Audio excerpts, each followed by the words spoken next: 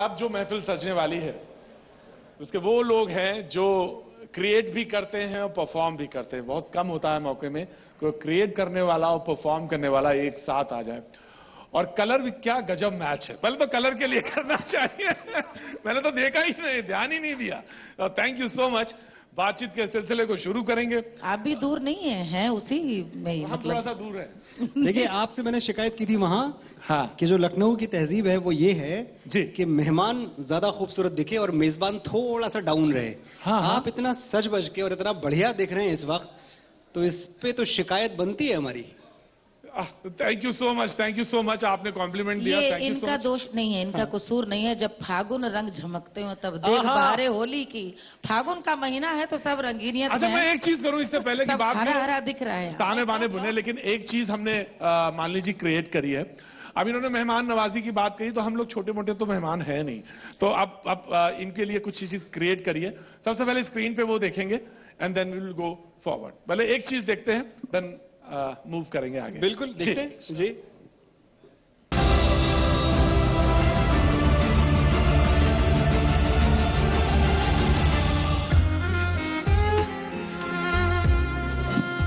मुश्किलें देखकर क्यों हार जाना, हिम्मत रखकर छलांग ऊंची लगाना, दर्द पीना, उम्मीद से जीना और मुस्कुराना, क्योंकि मेरी फितरत है मस्ताना।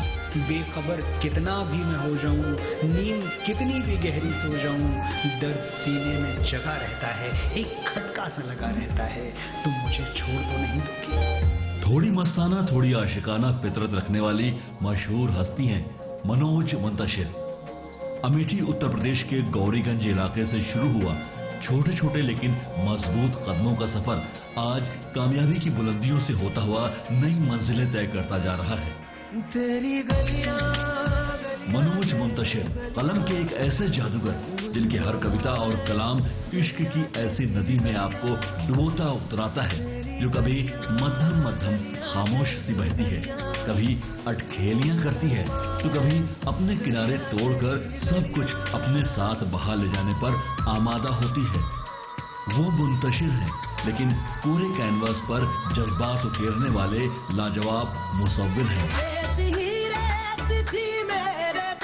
सच पूछिए तो हिंदी फिल्मों में दर्जनों बेहद लोकप्रिय गीत लिखने वाले मनोज मुंतशिर महज एक गीतकार ही नहीं है, वो शख्सियत है जिन्होंने फिल्मों में शायरी और साहित्य की अलग जगह रखी है। मोहब्बत की चाशनी में डूबे हुए नगमे लिखने वाले मनोज मुंतशिर के दिल में अपने मुल्क, सैनिकों और सरहदों पर शहीद होने वाले जवानों के लिए कितना गहरा प्रेम है, उसे तेरी मिट्टी में मिल जावा जैसा यादगार गीत साबित करता है, जो देश प्रेम और देशभक्ति के जज्बे को बहुत गहरे और प्रभावी तरीके से उजागर करते हुए आज पूरे देश के लिए ऐंधम बन गया है। अपने नगमों से फिल्मी गीत संगीत को एक नई दिशा देने वाले मनोज मुंतशिर सही मायने में उत्तर प्रदेश का गौरव हैं, जिन्हें न्यूज 18 करता है सलाम। वाह, थैंक यू, बहुत बहुत शुक्रिया। मनोज भाई, अब तो नहीं कहेंगे कि आप कैसे लग रहे थे, कितना अच्छा लग रहे थे आप स्क्रीन पे। शिकायत दूर हो गई। शिकायत दूर हो गई ना? बिल्कुल। वाह, तो आप बहुत अच्छे लग रहे थे। और पद्मश्री मिली हुई है हमारे साथ, मालिनी अवस्थी जी भी बैठी हुई हैं, उनसे भी बातचीत के सिलसिले को हम शुरू करेंगे। लेकिन सबसे पहले बात यह कि कहां से शुरू की जाए बात। मैं तो ये कहता हूं कि आप दोनों लोग आर्टिस्ट हैं और आप जो कलर भरना चाहें भर सकते हैं। हम तो सिर्फ सुनने के लिए आए हैं, सुनने के लिए आए हैं, सुनने के लिए आए हैं। बातचीत अब होता यह है कि हम सवाल करें, आपके मन में जो जो बात आती है उमड़ घुमड़ के, वो आप कहते जाए। पहले तो मैं मान लीजिए आपसे पूछना चाहता हूं जी। बहुत कुछ सुनता रहता हूं, देखता रहता हूं जी। तो कहां से करेंगी शुरुआत?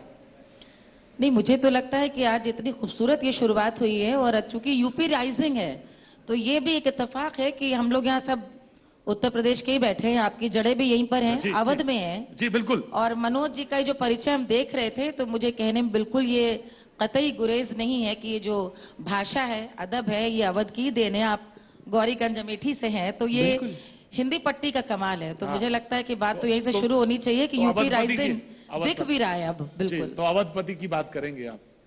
ओ बिल्कुल, अवधपति की तो बात करने का समय आया है, भगवान श्री राम की बात करने का समय है। हाँ। और मुझे लगता है कि फागुन है, उसके बाद चैत है, भगवान राम के जन्म का समय है। और मुझे लगता है कि अब की बार वास्तव में राम के जन्म का सोहर गाने का पूरा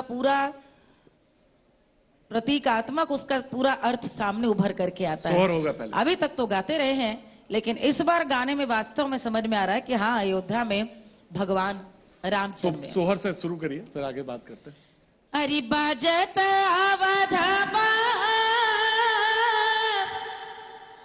बधाइया दशरथ, अरे दशरथ घर सोहर, दशरथ घर सोहर हो, ए हो जन्म है दीन दयाल, दूनहु कुल तारन दूनहु कुल